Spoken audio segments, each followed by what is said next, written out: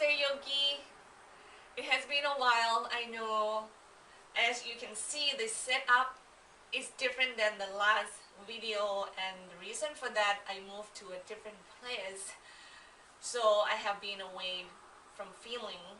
But today, I am going to continue our Tips Tuesday about the internal rotation action and the stretch that you get out from that before you add some external rotation and help you to go deeper, or some of the words out there that you may heard some of the teacher use is inner spiral and outer spiral.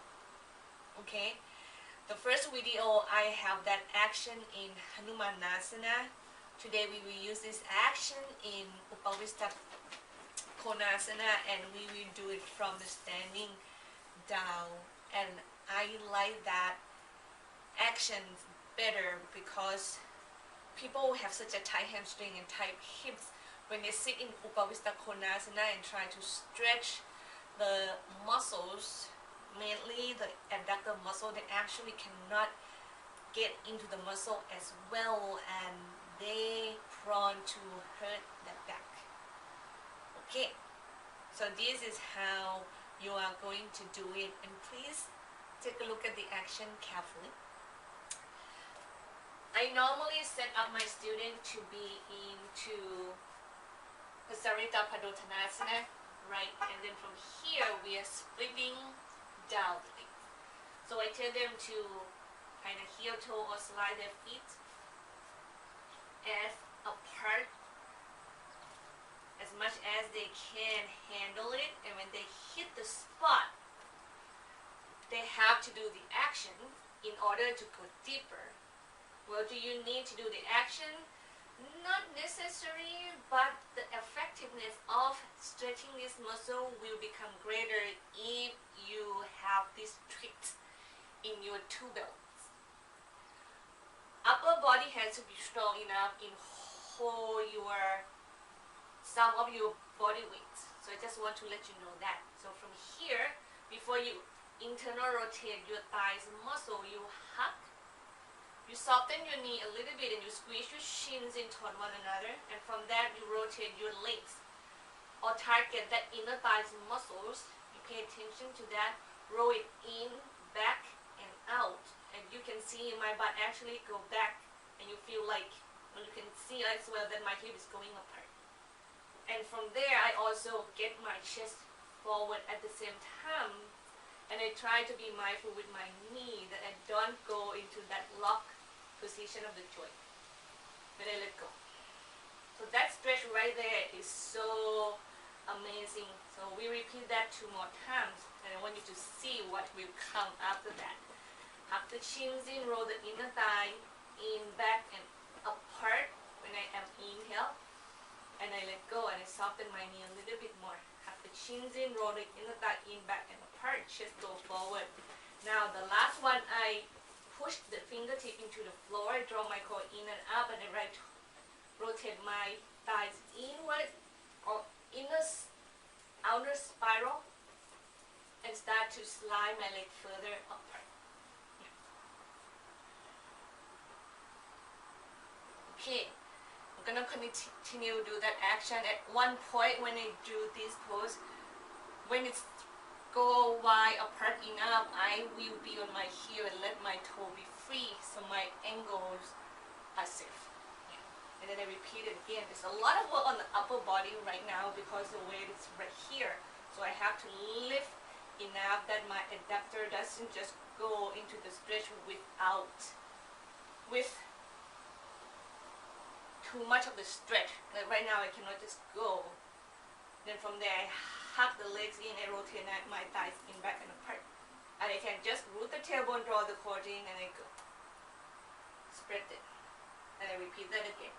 Inner thigh, rotate in, back, and apart. Then I suck my gut in, get your tailbone under, and I split more, or start to make my body become erect. Soften the knee, inner thigh in, back, and apart. Chest extend to the opposite direction, which is go upward right now. Then I anchor down into my hand, draw my core in, complete again. And I know that this is it, I cannot go any further. And then I come into Upavista Konasana at the beginning of the pose. The position of the hip right here is so key for the beginner to remember that we have to be able to rock the hip forward enough so then the back is taken care of. A lot of stretch right in the abductor area. The way to know that are you in a very good position in Upavista Konasana or not, is you look at your knees and you look at your toes and make sure that they point upward. Okay? Then from here, if you want to continue to go deeper, then you can walk the hand forward and get your chest to go forward and to the floor. If you see that action right there, actually do the inner thigh in, backing out, but the leg doesn't move much, but it moves somewhat. Right? And then I draw my course in, my tailbone is lengthening to the floor.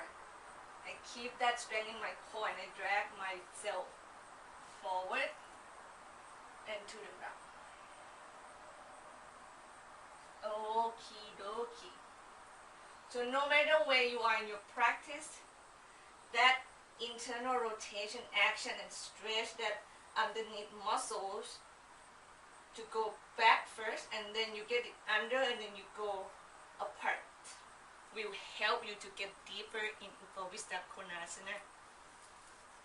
The other thing that I want to mention is, which is I already did earlier, that I don't teach this pose so oftenly by come and take a seat, especially for my beginner student. I know that get into Upavista Konasana by standing there, use more upper body strength, and I would rather do that than let them sit comfortably here and their hip muscles and their leg muscle pull their hip backward and their back muscle is go back, and they just sit with so much weight. Actually not even on the sitting bone, is more on toward the sacrum right now. Like the sitting bones go upward, and when that happens and you don't really know how to feel the hip bone or the sitting bone, you can see that the knee and the toes that go backward, and that is such a very unhealthy place for the back muscles. And most of the time, students will have no strength whatsoever to rock the hip forward, or they forget to be mindful with this action first. That inner thigh in, back and apart. Why is that? Because most of the time, you will hear the instruction to get the body forward and down, and this doesn't get too stressed. And when students add this action over already a very prone back, lower back muscle hurt, is going to make it worse when they go forward like that. So please be careful. This is it, Yogi. Tip Tuesday for this week. I will continue the themes and keep showing that internal rotation, external rotation, or inner spiral and outer spiral action again and again in some other poses for us who have a tight hip and legs muscle to see the benefit of that action, and you will probably get comfortable and kind of understand how to apply that in a practice. Because most oftenly when you do it for the very first time, you will be like, what? I don't feel it. I don't know how to feel it. And that is normal. Your muscle have already its own memory to do something different. It will take some time. So be patient with yourself, please. If it doesn't work with you, you don't have tight legs muscle, hip muscle, you can just like straight your legs. So those you out there, you're lucky. Please continue enjoy your practice. See you next time, yogi. Namaste.